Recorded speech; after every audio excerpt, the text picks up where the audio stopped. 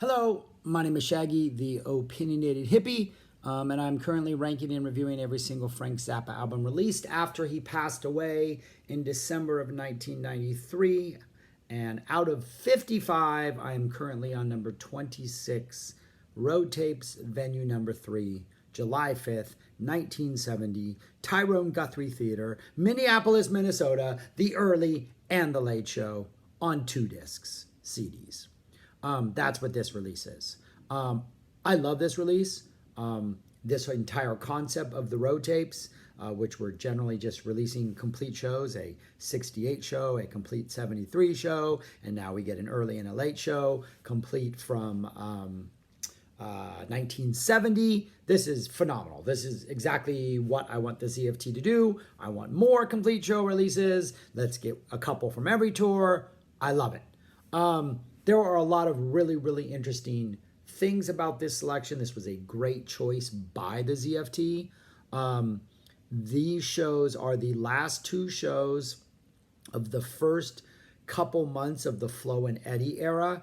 The Flo and Eddie band. So Flo and Eddie were members of the Turtles, Howard Kalin and Mark Volman. They joined Frank and started playing shows in May of 1970. This is July 5th, so this was the first kind of tour. After this, they'd take a little couple month and a half, 2-month break, and then they'd start touring again summer into the fall, all the way into 1971.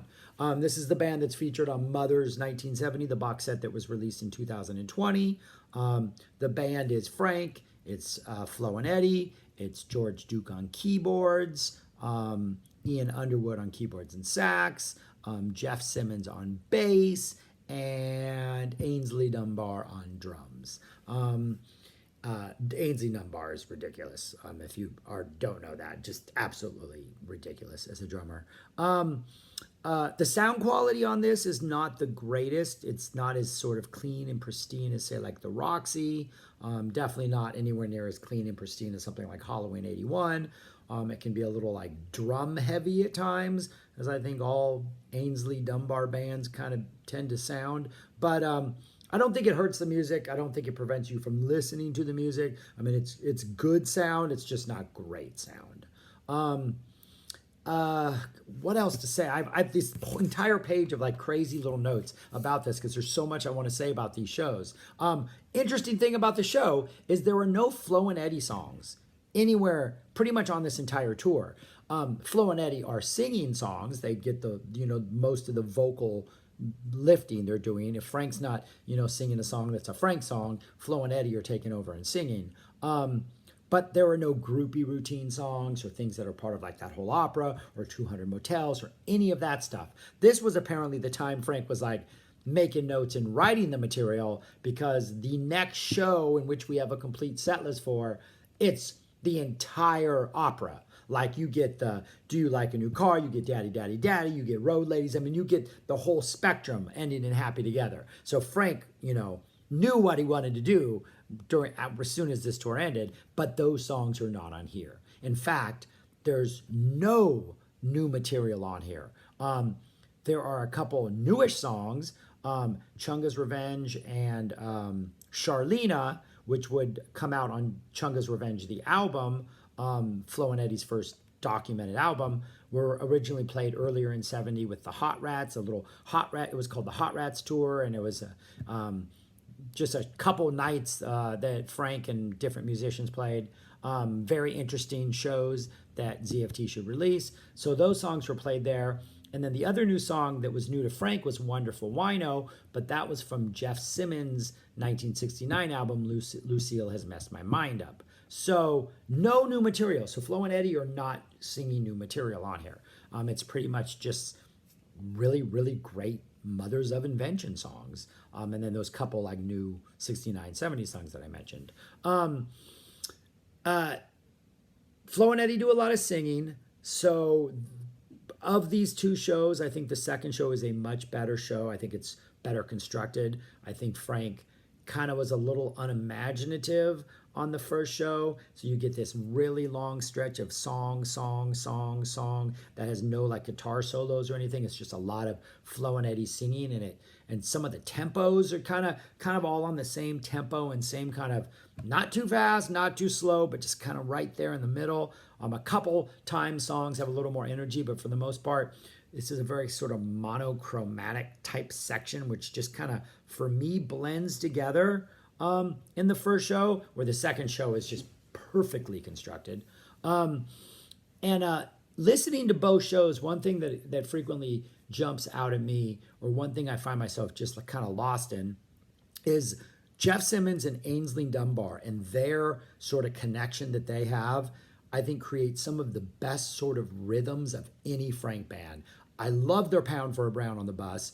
The way they lock into that groove along with Duke and Underwood on keyboards is just amazing. And there are moments in like Charlena and the King Kong solos and just different songs throughout where they're just playing like, you have this standard, whatever the rhythm is, and they're playing this weird, just sort of like funky, like rhythmic aside that's just kind of like, I don't know. It just, I lose myself in it, and everything else kind of just gets lost. And I'm really just intrigued by the way that Simmons locks into these really strange little grooves. That may just be something I'm imagining, or who knows, but it's really underappreciated combination rhythm section. I think the Simmons Dunbar rhythm section. Jeff Simmons kind of just became the butt of the jokes once he quit the band and, became, the focal point of 200 Motels. But his bass playing was pretty amazing.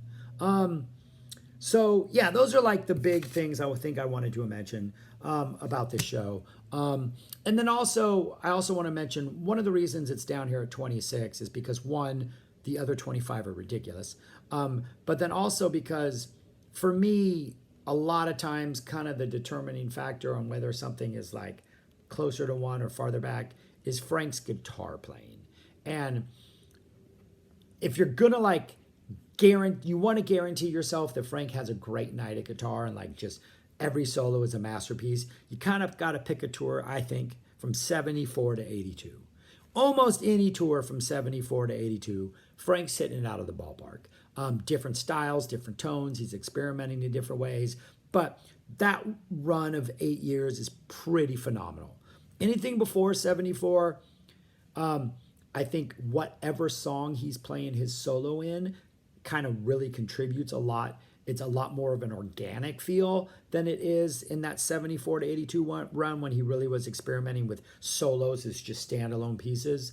And so 73 is when he really starts to experiment, but still there's just a lot of times when he just kind of feels like he's just grooving, and the band is as important as the solo, as it always is, but it feels more organic and more of just your typical rock solo. It's not, but on the scale of Frank, it is. So 70 is one of those eras when almost these solos are really just, they're really interesting, they're really good, but I'm not sure they're still Frank's greatest, right? And so that's one of the reasons this falls back here. Like, I'm not going to these shows because these solos are like going to absolutely kick my butt. I'm going to these shows because the solos combined with the performances, combined with the Simmons Dunbar, they all work together to create this greater good. But I don't think Frank is in top form yet. But he's still Frank, and it's still highly engaging. So anyways, talked a lot, and I haven't even mentioned the songs. So this is the first show. Opens up with a little snippet of King Kong, then a keyboard solo, and then really short little keyboard solo, and then they slide right into Wonderful Wino, and then you get this long section of songs that Flo and Eddie are singing. Get Wonderful Wino, which, yes, does have a guitar solo, Concentration Moon, Mom and Dad, The Air, Dog Breath, no guitar solo, Mother People, You Didn't Try to Call Me. So it's a pretty hefty section of like back to back to back to back, just vocal-oriented songs. Each on their own are great, but I think the overwhelming effect of it is a little like a really nice guitar solo song in the middle would have been appreciated. That's followed by Stravinsky's Agon, Agon, which would open every Colony Vegetable during 70. They would just play Agon, which is like a minute long. No, is that? Yeah, it's maybe not even a minute long. 36 seconds long is how, about 30 seconds long. And then they'd go into Colony Vegetable, and Frank would do the spoken intro, and they'd go right into Colony Vegetable. Pretty good guitar solo on this one. This guitar solo on here reminds me of Yes's Yours Is No Disgrace, the live version. If you have not heard this and you're interested in why I think this solo sounds like Yes, go to Spotify, go to Amazon.Prime, and a couple years ago, Yes released 7 complete shows from 1972, and the encore of each show was Yours Is No Disgrace. And right where the part where Steve Howe has like his main solo, the band's just kind of chugging along, and then all the instruments cut out except for like a hi-hat, just like just riding it, right? And Steve just starts playing kind of just riffing like he's got effects going. He's just kind of playing in space, like nothing else is going on. And then the band drops in, and then they just all like take off, right? Until like the climax of the solo. That's the Yours Is No Disgrace. That is also exactly what happens here in Colony Vegetable, is right when they get to the solo section, everybody drops out. There's not even Dunbar riding like the hi-hat. And Frank just starts solo, but his solo very much sounds like Steve Howe's Yes solo from Yours Is No Disgrace. It very much has a like riding a riff and kind of just like showing off for a while before he starts to like build the actual groove, and then the band drops in and then they go to the climax. So every time I hear this, it just so much sounds like Yours Is No Disgrace, and this is 2 years prior to that. So I was just, who knows? Who knows? I'm sure it's just random coincidence, but the similarities I think are pretty neat. Anyways, went on far too long about that.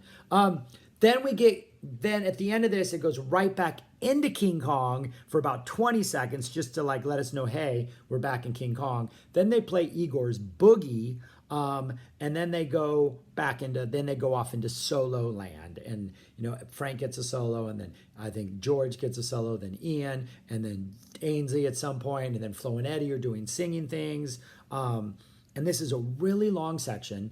And this is the other thing I wanted to mention that I forgot.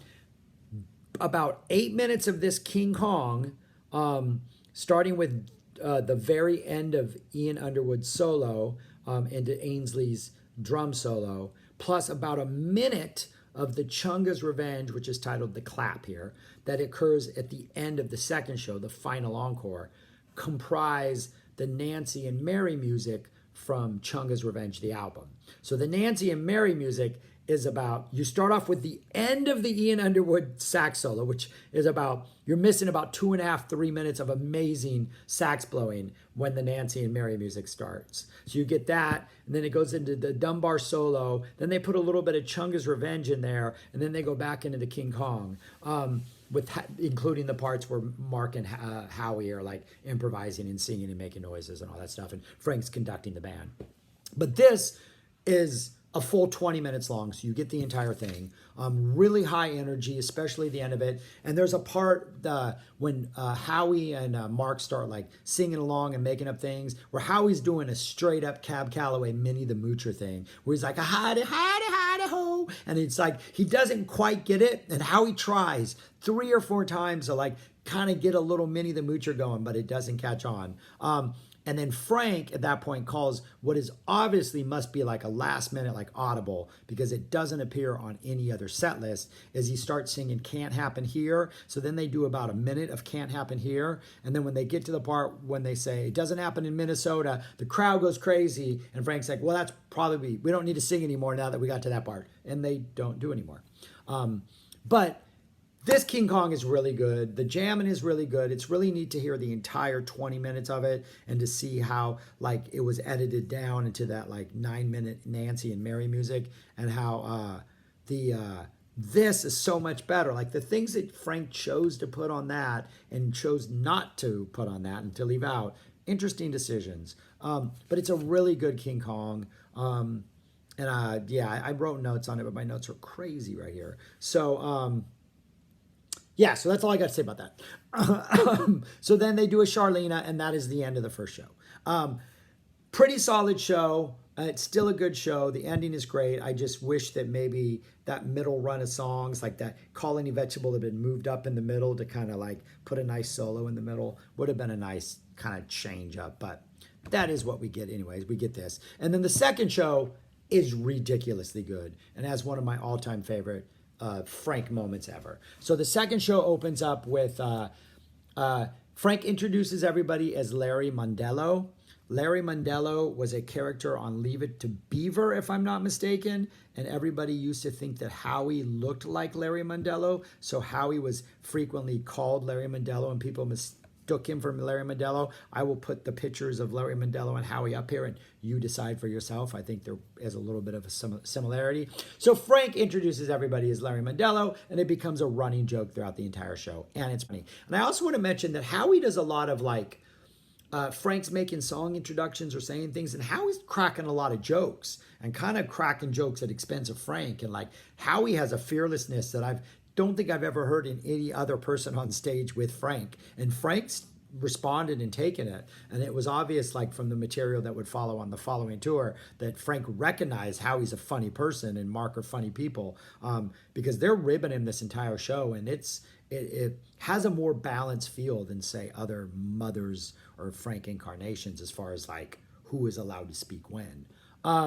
So anyways, then they go into a quick song called Justine, just this little like 50s type rave up. That sound like maybe it was rehearsed once, or they just knew the song and heard on the radio and decided to play it. Then Pound for a Brown, which has a Frank guitar solo. Sleeping in a Jar. If you have not heard Sleeping in a Jars from this tour, they are wonderful. They are really long. Frank drags out the ending. He conducts the band. It gets really ridiculous. Charlena again. Then there is a piece of contemporary music, which sounds like a completely improvised piece. It sounds like Frank is literally just like telling you play, you play, you play. They do a whole bunch of stuff. There's a little caravan with the drum solo action in the middle of it. It's just this really nice, what is it, like 5.5 minutes, maybe not 7 minutes, about 5 or 6 minutes, because I think the intro is part of the track on here, of just really good improv. And of course, people get a chance to kind of do little short solos. But it's a very interesting piece. And then that goes into one of the best things ever, the return of the Hunchback Duke. This is Little House I Used to Live In, which when we get to the Mud Shark part, we don't go into the Mud Shark, we go into Holiday in Berlin. And the Holiday in Berlin starts off with like a very nice little organ, like da-na-na-na.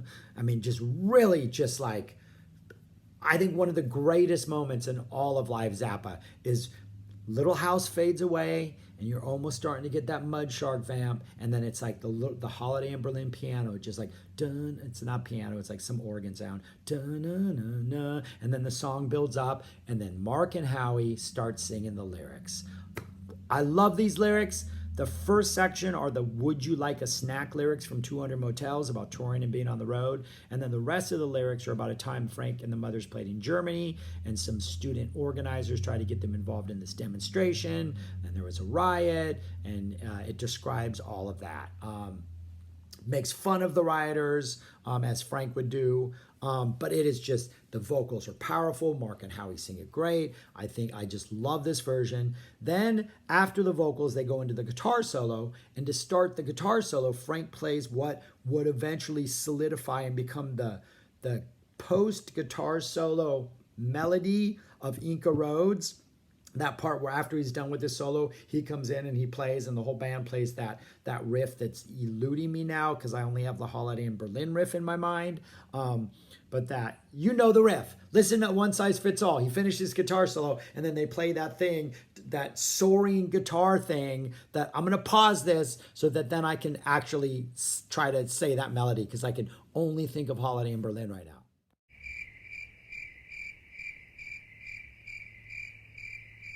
Da-na-na-na-na, da-na-na-na.